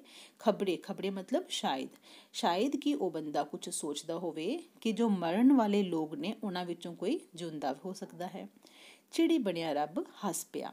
ਇੱਥੇ ਬੰਦਿਆਂ ਨੂੰ ਮਰ ਕੇ ਹੀ ਪਤਾ ਲੱਗਦਾ ਹੈ ਕਿ ਉਹ ਜਿਉਂਦੇ ਵੀ ਸਨ, ਠੀਕ ਹੈ। ਰੱਬ ਨੇ ਇੱਕ ਫਿਰ ਤੋਂ ਕੀ ਬੋਲਿਆ ਕਿ ਇੱਥੇ ਮਤਲਬ ਧਰਤੀ ਤੇ ਬੰਦਿਆਂ ਨੂੰ ਮਰ ਕੇ ਹੀ ਪਤਾ ਚੱਲਦਾ ਹੈ ਕਿ ਉਹ ਜਿਉਂਦੇ ਵੀ ਸਨ, ਕਿ ਕਦੀ ਉਹ ਜਿਉਂਦੇ ਵੀ ਹੁੰਦੇ ਸਨ। ਰੱਬ ਨੇ ਹੈਰਾਨ ਹੋ ਕੇ ਪੁੱਛਿਆ। ਉਹ ਬੰਦਾ ਟੋਬੇ ਦੇ ਕੰਢੇ ਉੱਤੇ ਪਹੁੰਚ ਗਿਆ, ਠੀਕ ਹੈ। ਫਿਰ ਉਹ ਚੱਲਦਾ ਜਾ ਰਿਹਾ ਹੈ। ਟੋਬਾ ਕੀ ਹੁੰਦਾ ਹੈ? ਪਾਣੀ ਦਾ ਕੋਈ ਇੱਕ ਛੋਟਾ ਜਿਹਾ ਪੌਂਡ, ਜਿਸ ਦੇ ਵਿੱਚ ਬਰਸਾਤ ਦੇ ਮੌਸਮ ਵਿੱਚ ਜਿਹਦੇ ਵਿੱਚ ਪਾਣੀ ਇਕੱਠਾ ਹੋ ਜਾਂਦਾ ਹੈ, ਠੀਕ ਹੈ। ਤੇ ਉਸ ਤੋਂ ਬਾਅਦ ਕੀ ਹੁੰਦਾ ਹੈ? ਉਹਦੇ ਕੋਲ ਪਹੁੰਚ ਜਾਂਦਾ ਹੈ। ਟੋਬੇ ਵਿੱਚ ਭੰਬੂਲ ਖਿਲੇ ਹੋਏ ਸਨ। ਭੰਬੂਲ ਮਤਲਬ ਕਿ ਛੋਟੇ ਛੋਟੇ ਜਿਹੇ ਫੁੱਲ ਖਿਲੇ ਹੋਏ ਸਨ। ਕਿੰਨਾ ਹੀ ਕੁਝ ਉਸ ਬੰਦੇ ਦੇ ਮਨ ਵਿੱਚ ਖਿੜ ਉੱਠਿਆ। ਉਸਨੇ ਲਰਜ਼ਾ ਕੇ ਆਪਣੇ ਧੁਰ ਅੰਦਰਲੇ ਬੋਲਾਂ ਰਾਹੀਂ ਗਾਇਆ। ਫਿਰ ਤੋਂ ਕਿਹੜਾ ਗਾਣਾ ਗਾਇਆ? ਮੈਨੇ ਤੁਮਕੋ ਨਾ ਮਿਲਨੇ ਕੀ ਕਸਮ ਖਾਈ ਹੈ, ਠੀਕ ਹੈ। ਉਹ ਆਪਣੀ ਧੁਨ ਵਿੱਚ ਗਾਈ ਜਾ ਰਿਹਾ ਹੈ। ਟੋਬੇ ਵਿੱਚ ਬਗਲੇ ਚੁਹਲ ਕਦਮੀ ਕਰਦੇ ਫਿਰ ਰਹੇ ਸਨ, ਕੁਝ ਬੋਲ ਵੀ ਰਹੇ ਸਨ। ਉਸ ਨੂੰ ਲੱਗਿਆ ਕਹਿ ਰਹੇ ਹਨ ਚੰਗਾ ਚੰਗਾ ਮਤਲਬ ਕਿ ਜਦੋਂ ਉਹ ਕਹਿ ਰਿਹਾ ਸੀਗਾ ਨਾ ਕਿ ਮੈਨੇ ਤੁਮਕੋ ਨਾ ਮਿਲਨੇ ਕੀ ਕਸਮ ਖਾਈ ਹੈ, ਤੇ ਉਸ ਇਨਸਾਨ ਨੂੰ ਉਹ ਜਵਾਬ ਦੇ ਰਹੇ ਹੋਣ ਬਗਲੇ ਕਿ ਚਲ ਠੀਕ ਹੈ ਤੂੰ ਕਸਮ ਖਾਈ ਹੈ ਤੇ, ਹੈ ਨਾ, ਤੂੰ ਕਸਮ ਖਾਧੀ ਹੈ ਤੇ ਠੀਕ ਹੈ। ਟੋਬੇ ਦੇ ਘਸਮੈਲੇ ਪਾਣੀ ਵਿੱਚ ਡਿੱਗਦੀਆਂ ਕਣੀਆਂ ਨਾਲ ਪਾਣੀ ਦੇ ਜਿਵੇਂ ਕੁੱਤਕ ਧਾਰੀਆਂ ਨਿਕਲ ਰਹੀਆਂ ਹੋਣ। ਜਦੋਂ ਟੋਬੇ ਵਿੱਚ ਪਾਣੀ ਪੈ ਰਿਹਾ ਸੀਗਾ, ਜਦੋਂ ਤੁਸੀਂ ਕਦੇ ਨੋਟਿਸ ਕੀਤਾ ਹੋਏਗਾ, ਜਦੋਂ ਪਾਣੀ ਭਰਿਆ ਹੁੰਦਾ ਹੈ ਤਾਂ ਉਹਦੇ ਉੱਪਰ ਅਸੀਂ 1 ਜਾਂ 2 ਡਰੋਪ ਤੁਸੀਂ ਪਾਣੀ ਸੁੱਟਦੇ ਹੋ ਤਾਂ ਉਹ ਪਾਣੀ ਜੋ ਹੈ ਆਪਣੀ ਜਗ੍ਹਾ ਤੋਂ ਪਿਛਲਾ ਪਾਣੀ ਵੀ ਹਿੱਲ ਜਾਂਦਾ ਹੈ। ਠੀਕ ਹੈ, ਇੱਕ ਬੜਾ ਹੀ ਸੁੰਦਰ ਜਿਹਾ ਨਜ਼ਾਰਾ ਦੇਖਣ ਨੂੰ ਮਿਲਦਾ ਹੈ। ਤਾਂ ਐਵੇਂ ਹੀ ਲੱਗ ਰਿਹਾ ਸੀਗਾ ਜਿਵੇਂ ਉਹਨਾਂ ਦੇ ਕੁੱਤਕੁਤਾਰੀਆਂ ਮਤਲਬ ਗੁਦਗੁਦੀ ਹੋਣੀ। ਫਿਰ ਉਸ ਬੰਦੇ ਨੇ ਕੰਢੇ ਉੱਤੇ ਬੈਠ ਕੇ ਟੋਬੇ ਦੀ ਚੀਕਣੀ ਕਾਲੀ ਮਿੱਟੀ ਆਪਣੇ ਹੱਥਾਂ ਨੂੰ ਮਲ ਲਈ। ਫਿਰ ਉਹ ਹੱਥਾਂ ਨੂੰ ਹਿਲਾ ਹੱਥਾਂ ਦਾ ਪਰਛਾਵਾਂ ਪਾਣੀ ਵਿੱਚ ਦੇਖਦਾ ਰਿਹਾ, ਜਿਵੇਂ ਹੈਰਾਨ ਹੋ ਰਿਹਾ ਹੋਵੇ ਕਿ ਮਿੱਟੀ ਦੇ ਬਣੇ ਹੋਏ ਹੱਥ ਕਿੰਜ ਨ੍ਰਿਤ ਕਰ ਰਹੇ ਹਨ, ਜਿਵੇਂ ਸੱਚੀ ਮੁੱਚੀ ਦੇ ਹੋਣ। ਜਦੋਂ ਉਸਨੇ ਆਪਣੇ ਹੱਥਾਂ 'ਤੇ ਮਿੱਟੀ ਲਗਾ ਲਈ, ਫਿਰ ਉਹ ਦੇਖ ਰਿਹਾ, ਉਹਦੇ ਆਪਣੇ ਹੱਥਾਂ ਨੂੰ ਘੁਮਾ ਰਿਹਾ, ਹਿਲਾ ਕੇ ਦੇਖ ਰਿਹਾ ਹੈ। ਫਿਰ ਉਹਨੂੰ ਇੱਦਾਂ ਮਹਿਸੂਸ ਹੋ ਰਿਹਾ ਹੈ ਕਿ ਜਿਵੇਂ ਉਸਦੇ ਹੱਥ ਨ੍ਰਿਤ ਮਤਲਬ ਡਾਂਸ ਕਰਦੇ ਹੋਣ। ਅਤੇ ਇਹਨਾਂ ਹੱਥਾਂ ਦੀ ਇਨ ਬਿਨ ਨਕਲ ਪਾਣੀ ਵਿੱਚ ਦਿਸਦਾ ਇਹਨਾਂ ਦਾ ਪਰਛਾਵਾਂ ਕਰ ਰਿਹਾ ਸੀ। ਠੀਕ ਹੈ, ਜਿਵੇਂ ਉਹ ਆਪਣੇ ਹੱਥ ਹਿਲਾ ਰਿਹਾ ਸੀ ਅਤੇ ਪਰਛਾਵੇਂ ਨੇ ਵੀ ਤਾਂ ਉਵੇਂ ਹੀ ਹਿਲਣਾ ਸੀ ਨਾ। ਉਸ ਨੂੰ ਇਹ ਕੋਈ ਬਹੁਤ ਬੜੀ ਕਰਾਮਾਤ ਲੱਗਦੀ ਸੀ, ਕਿਉਂਕਿ ਉਹ ਬੰਦਾ ਬਹੁਤ ਮਸਤ ਹੋਇਆ ਪਿਆ ਸੀ। ਉਸਨੂੰ ਲੱਗ ਰਿਹਾ ਸੀ ਕਿ ਇਹ ਵੀ ਕੋਈ ਬਹੁਤ ਵੱਡੀ ਕਰਾਮਾਤ ਹੋ ਰਹੀ ਹੈ। ਬਹੁਤ ਹੈਰਾਨ ਹੋ ਰਿਹਾ ਸੀ ਉਸਨੂੰ ਦੇਖ ਕੇ। ਫਿਰ ਉਸਨੇ ਪਾਣੀ ਦਾ ਉਜਲ ਭਰ ਕੇ ਭੁੰਬਲਾਂ ਉੱਤੇ ਸੁੱਟਿਆ। ਉਹ ਨੱਚ ਉੱਠੇ, ਉਹ ਗਾਣਾ ਗਾਉਣ ਲੱਗ ਪਿਆ। ਉਸਨੇ ਕੀ ਕੀਤਾ, ਆਪਣੇ ਹੱਥ ਵਿੱਚ ਪਾਣੀ ਲਿਆ ਅਤੇ ਉਹ ਛੋਟੇ ਛੋਟੇ ਜੋ ਪਲਾਂਟਸ ਉੱਗੇ ਹੋਏ ਸੀ ਪੌਦੇ, ਉਹਨਾਂ ਦੇ ਉੱਪਰ ਸੁੱਟਣਾ ਸ਼ੁਰੂ ਕਰ ਦਿੱਤਾ। ਸੋਜਾਂ ਦੀ ਜਿੰਦ ਮੇਰੀ, ਬੱਦਲਾਂ ਦੀ ਜਿੰਦ ਮੇਰੀ, ਪੰਛੀਆਂ ਦੀ ਜਿੰਦ ਮੇਰੀ, ਪੱਤਿਆਂ ਦੀ ਜਿੰਦ ਮੇਰੀ, ਪੌਣਾਂ ਦੀ ਜਿੰਦ ਮੇਰੀ, ਮੈਨੇ ਤੁਮਕੋ ਨਾ ਮਿਲਨੇ ਕੀ ਕਸਮ ਖਾਈ ਹੈ। ਫਿਰ ਉਸਨੇ ਹੱਥ ਧੋ ਲਏ। ਉਹ ਪਹਿਲਾਂ ਗਾਣਾ ਗਾਉਣ ਲੱਗ ਗਿਆ। ਠੀਕ ਹੈ, ਫਿਰ ਉਸਨੇ ਕੀ ਕੀਤਾ, ਆਪਣੇ ਹੱਥ ਧੋ ਲਏ। ਟੋਬੇ ਕੰਢੇ ਖੜੇ ਬਰੋਟੇ ਨਾਲ ਅੱਖਾਂ ਰਾਹੀਂ ਉਸਨੇ ਗੱਲ ਕੀਤੀ। ਬਰੋਟਾ ਕੀ ਹੁੰਦਾ ਹੈ? ਛੋਟਾ ਦਰਖਤ। ਠੀਕ ਹੈ, ਫਿਰ ਉਸਨੇ ਕੀ ਕੀਤਾ, ਜਦੋਂ ਹੱਥ ਧੋਤੇ ਗਾਣਾ ਗਾ ਰਿਹਾ ਸੀਗੇ ਕਿ ਸਾਰਿਆਂ ਦੀ ਜਿੰਦ ਵਿੱਚ, ਉਹ ਕੀ ਕਹਿ ਰਹੇ ਕਿ ਜੋ ਇਹਨਾਂ ਵਿੱਚ ਸਾਰਿਆਂ 'ਚ ਮੇਰੀ ਜਾਨ ਵਸਦੀ ਹੈ। ਠੀਕ ਹੈ, ਉਹ ਮਹਿਸੂਸ ਕਰ ਰਿਹਾ ਸੀ ਕਿ ਪੰਛੀਆਂ ਵਿੱਚ ਵੀ ਕੋਈ ਜਾਨ ਵਸਦੀ ਹੈ। ਠੀਕ ਹੈ, ਅਸੀਂ ਕਹਿ ਦਿੰਦੇ ਨਾ ਕਿ ਹਰ ਜੀਵ ਵਿੱਚ ਪਰਮਾਤਮਾ ਹੈ, ਅਤੇ ਉਹ ਇਨਸਾਨ ਇਸ ਚੀਜ਼ ਨੂੰ ਮਹਿਸੂਸ ਕਰ ਰਿਹਾ ਸੀ। ਫਿਰ ਉਸ ਤੋਂ ਬਾਅਦ ਉਸਨੇ ਕਿਹਦੇ ਵੱਲ ਦੇਖਿਆ? ਬਰੋਟੇ ਵੱਲ। ਬਰੋਟੇ ਦਾ ਕੀ ਮੈਂ ਤੁਹਾਨੂੰ ਦੱਸਿਆ ਹੈ ਕਿ ਛੋਟਾ ਜਿਹਾ ਦਰਖਤ। ਠੀਕ ਹੈ, ਬਰੋਟੇ ਦੇ ਪੱਤੇ ਅੱਗੜ ਪਿੱਛੜ ਖੜ ਕਰਦੇ ਜਿਵੇਂ ਭੱਜੇ ਜਾ ਰਹੇ ਹੋਣ। ਛੋਟੇ ਦਰਖਤ 'ਤੇ ਜਦੋਂ ਤੇਜ਼ ਹਵਾ ਆਉਂਦੀ ਹੈ ਤਾਂ ਪੱਤਿਆਂ ਦੀ ਆਵਾਜ਼ ਆਉਂਦੀ ਹੈ ਜਦੋਂ ਹਿਲਦੇ ਹੈ। ਠੀਕ ਹੈ, ਤਾਂ ਐਵੇਂ ਹੀ ਲੱਗ ਰਿਹਾ ਸੀਗਾ ਕਿ ਪੱਤੇ ਜੋ ਹੈ ਉਹ ਕਿਤੇ ਜਾ ਰਹੇ ਹੋਣ। ਚਿੜੀ ਬਣੇ ਬਰੋਟੇ ਉੱਤੇ ਬੈਠੇ ਰੱਬ ਵੱਲ ਤੱਕ ਕੇ ਉਸ ਬੰਦੇ ਨੇ ਸੀਟੀ ਮਾਰੀ। ਫਿਰ ਬਰੋਟੇ ਦੇ ਉੱਪਰ, ਉਸ ਦਰਖਤ ਦੇ ਉੱਪਰ ਰੱਬ ਵੀ ਬੈਠਾ ਹੋਇਆ ਸੀ, ਚਿੜੀ ਬਣਿਆ ਹੋਇਆ। ਫਿਰ ਉਸਨੇ ਕੀ ਕੀਤਾ, ਉਸ ਬੰਦੇ ਨੇ, ਉਸ ਮਨੁੱਖ ਨੇ ਰੱਬ ਵੱਲ ਦੇਖਿਆ ਅਤੇ ਸੀਟੀ ਮਾਰੀ। ਚਿੜੀ ਬਣੇ ਰੱਬ ਦੇ ਕੋਲ ਖੜੋਤੀ ਬਹਾਰ ਸ਼ਰਮਾ ਗਈ। ਰੱਬ ਹੱਸ ਪਿਆ ਅਤੇ ਬੋਲਿਆ, ਉਹਨਾਂ ਸਾਰਿਆਂ ਲਈ ਨਾ ਸਹੀ, ਅਜਿਹੇ ਇੱਕ ਲਈ ਹੀ ਰੁੱਤਾਂ ਆਉਂਦੀਆਂ ਰਹਿਣਗੀਆਂ, ਬੱਦਲ ਵਰਦੇ ਰਹਿਣਗੇ, ਫੁੱਲ ਖਿੜਦੇ ਰਹਿਣਗੇ ਅਤੇ ਸੂਰਜ ਚੜ੍ਹਦੇ ਰਹਿਣਗੇ। ਜਿਹੜਾ ਗਾ ਰਿਹਾ ਸੀ, ਕੀ ਗਾ ਰਿਹਾ ਸੀਗਾ? ਮੈਨੇ ਤੁਮਕੋ ਨਾ ਮਿਲਨੇ ਕੀ ਕਸਮ ਖਾਈ ਹੈ। ਬਹਾਰ ਨੇ ਜਿਵੇਂ ਆਗਿਆ ਆ ਕੇ ਸਿਰ ਨਿਵਾ ਦਿੱਤਾ। ਚਿੜੀ ਬਣਿਆ ਰੱਬ ਸੋਚ ਰਿਹਾ ਸੀ ਕਿ ਉੱਪਰ ਸਵਰਗ ਜਾਇਆ ਜਾਵੇ ਕਿ ਨਾ ਜਾਇਆ ਜਾਵੇ। ਇੱਥੇ ਇਹ ਕਹਾਣੀ ਖਤਮ ਹੋ ਜਾਂਦੀ ਹੈ। ਕਹਾਣੀਕਾਰ ਨੇ ਸਾਨੂੰ, ਲੇਖਕਾਂ ਨੇ ਬਹੁਤ ਹੀ ਵਧੀਆ ਤਰੀਕੇ ਨਾਲ ਸਮਝਾਇਆ ਹੈ ਕਿ ਰੁੱਤਾਂ ਦਾ ਕੀ ਮਹੱਤਵ ਹੈ, ਕਿ ਹਰ ਚੀਜ਼ ਚਾਹੁੰਦੀ ਹੈ, ਹਰ ਚੀਜ਼ ਆਪਣੇ ਵੱਲ ਅਟਰੈਕਸ਼ਨ ਚਾਹੁੰਦੀ ਹੈ, ਸਾਡਾ ਧਿਆਨ ਆਪਣੇ ਵੱਲ ਖਿੱਚਦੀ ਹੈ। ਠੀਕ ਹੈ, ਜਿਵੇਂ ਜਿਵੇਂ ਰੁੱਤਾਂ ਚੇਂਜ ਹੁੰਦੀਆਂ ਹਨ, ਉਹ ਵੀ ਚਾਹੁੰਦੀਆਂ ਹਨ ਕਿ ਅਸੀਂ ਉਹਨਾਂ ਨੂੰ ਦੇਖੀਏ, ਅਸੀਂ ਉਹਨਾਂ ਦਾ ਆਨੰਦ ਮਾਣੀਏ। ਠੀਕ ਹੈ, ਅਤੇ ਕਹਾਣੀ ਦੇ ਵਿੱਚ ਸਾਨੂੰ ਕਹਾਣੀਕਾਰ ਨੇ ਇਹੀ ਸਮਝਾਉਣ ਦੀ ਕੋਸ਼ਿਸ਼ ਕੀਤੀ ਹੈ ਕਿ ਸਾਨੂੰ ਕੁਦਰਤ ਨਾਲੋਂ ਬਹੁਤ ਦੂਰ ਨਹੀਂ ਜਾਣਾ ਚਾਹੀਦਾ, ਉਸ ਨਾਲ ਨਜ਼ਦੀਕਤਾ ਨੂੰ ਬਣਾਈ ਰੱਖਣਾ ਚਾਹੀਦਾ ਹੈ। ਇਸ ਦੇ ਨਾਲ ਹੀ ਕਹਾਣੀ ਖਤਮ ਹੁੰਦੀ ਹੈ। ਮੈਨੂੰ ਆਸ ਹੈ ਕਿ ਤੁਸੀਂ ਚੰਗੀ ਤਰ੍ਹਾਂ ਸਮਝ ਚੁੱਕੇ ਹੋਵੋਗੇ ਅਤੇ ਕਹਾਣੀ ਦੇ ਵਿੱਚ ਆਉਣ ਵਾਲੇ ਪ੍ਰਸ਼ਨਾਂ ਦਾ ਜਵਾਬ ਤੁਸੀਂ ਦੇ ਸਕਦੇ ਹੋਵੋਗੇ। ਧੰਨਵਾਦ ਜੀ।